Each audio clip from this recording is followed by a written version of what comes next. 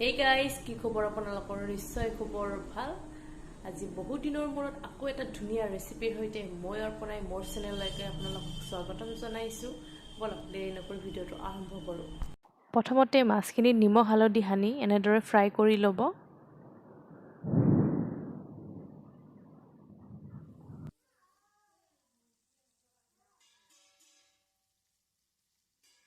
এতিয়া মই এটা কুকাৰত পিয়াজ দুটা বিলাহী দুটা নহৰু চাৰিক আদা অকণমান আৰু কাজু বাদাম 10টা মান লৈ বইল কৰি পেষ্ট কৰি লম এনেদৰে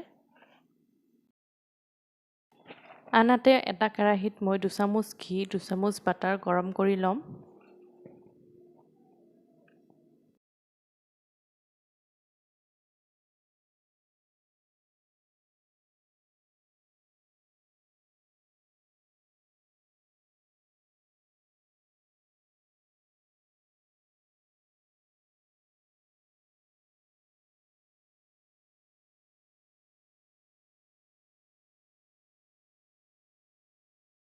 গৰম হৈছে এতিয়া মই ইয়াতে এটা তেজপাত দি দিম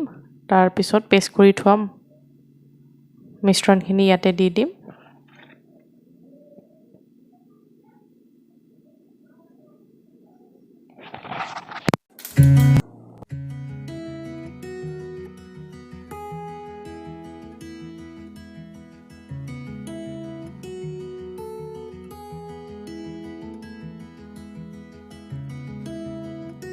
এতিয়া মই ইয়াতে হালধি 1 চামুচ জিৰা 1 চামুচ ধনিয়া 2 চামুচ দিম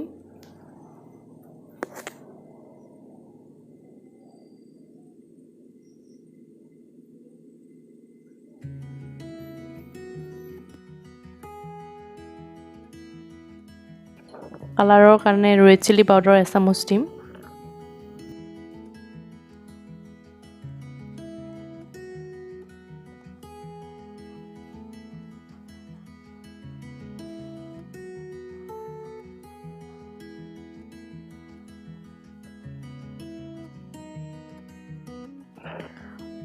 অকণমান আৰু ৰেড চিলি দি দিম ইয়াতে মই চেনি দিছোঁ 1.5 চামুচ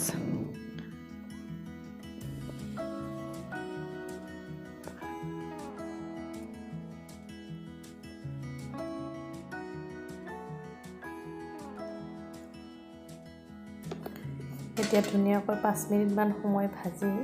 ইয়াতে 1 চামুচ নিমখ দি দিম মই এতিয়া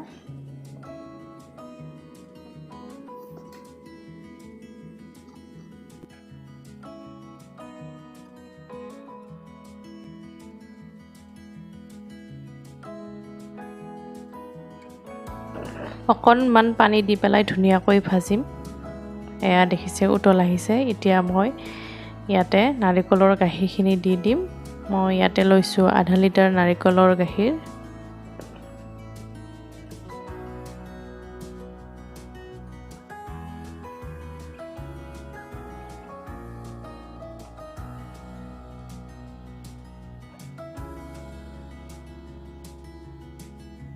এয়া দেখিছে ধুনীয়াকৈ উতল আহিছে এতিয়া মই ইয়াতে নিচিলা মাছকেইটা দি দিম নিচিলা মাছকেইটা দিয়াৰ পিছত ধুনীয়াকৈ উতলাই ল'ম কমেও 10 মিনিট মান সময় যেতিয়ালৈকে এইখিনি থুপথুপীয়া টাইপ হৈ নাযায় তেতিয়ালৈকে মই উতলাম